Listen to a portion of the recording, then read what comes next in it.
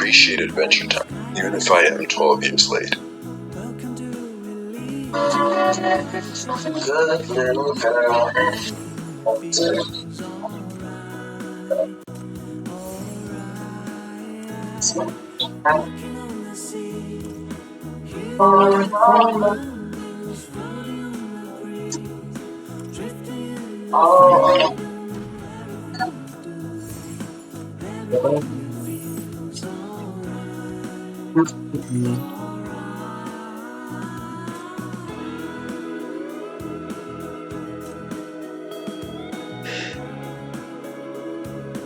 Wow, he has a surprising amount of videos on Adventure Time. Promise to wake me up in 15 minutes. I promise. Kinda wanna rewatch it.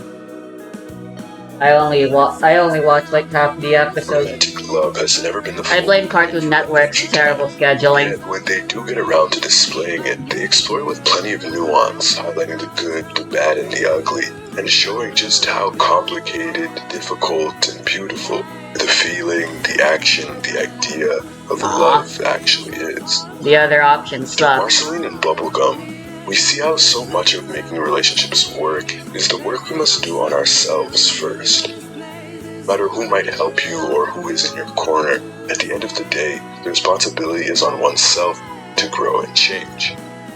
Beginning with Marceline, the Vampire Queen's most detrimental problem is her complicated relationship with their past. In her words, she was a messed up kid. Abandonment issues are at the forefront of this character. Beginning with her mother, who raised her, the demon child believed her mother ran away from her out of fear of her monster origin and left her alone in the post-apocalyptic land of Moon. Simon, who then found and raised her for a few years after that, slowly turned into the Ice King and had to leave her for fear of hurting her. Okay. Hudson, her biological father, only assumed that role when Marceline was in her teenage years, and up until the first season of the show, she is unsure if her father actually loves her or even cares about her. As she grew older, he rarely spent time with his daughter, devoting most of his time to ruling the Nightosphere.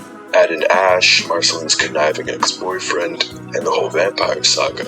And all of this creates and informs the Marceline we come to know in the early stages of Adventure Time. This morally confused trickster has lost her way over all those years and is deeply afraid of letting good people into her life, fearing that they will leave her because she is a monster at her core. Marceline becomes someone who is easily influenced by those around her, and when surrounded by more questionable figures like LSP, Ash, and her ghost friends, she then tends to emulate the people she's around, having no real moral anchor of her own.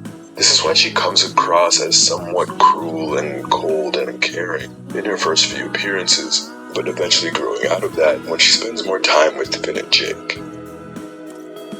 After believing that she scared her own mother off, the young Marceline says that when people run away from her, it's because she wants them to. Like a funny joke, she says.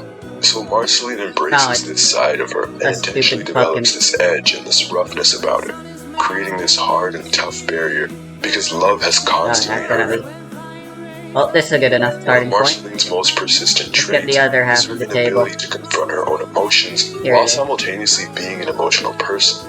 Oh god, I This don't is get because how her the mother turning was works. never able to be honest about her own health problems with her daughter. It messed her up, she says.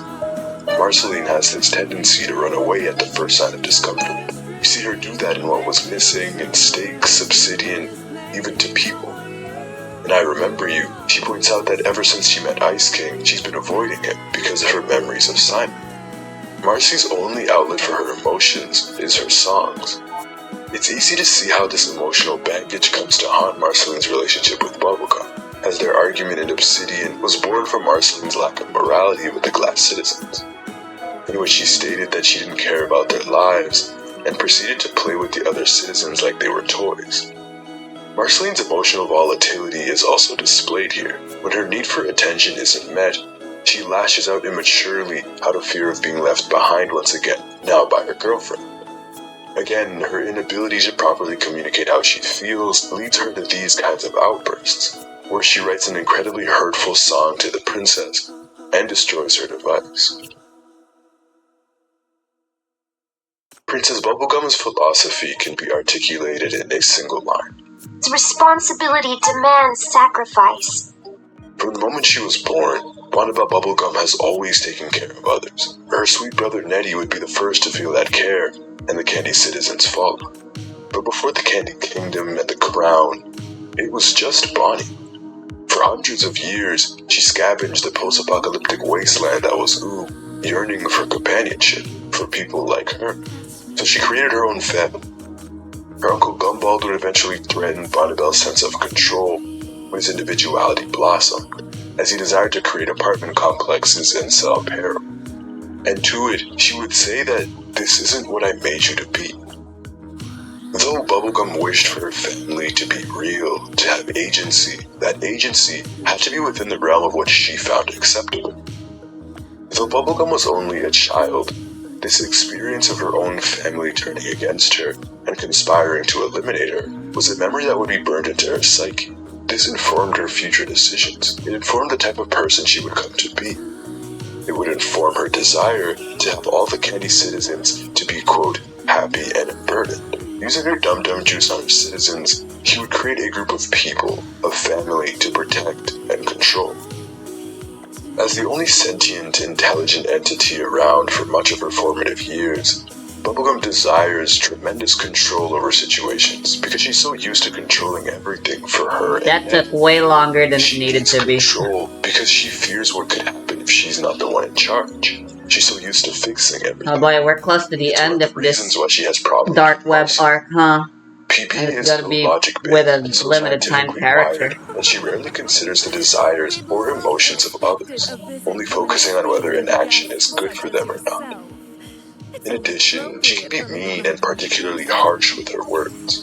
In that argument in Obsidian, Princess Bubblegum calls Marceline monster trash, an emotionally unintelligent choice, because for Marceline, that word has defined so much of her life. In this Whoops, argument, I was recording the with the vampire wrong also asks settings.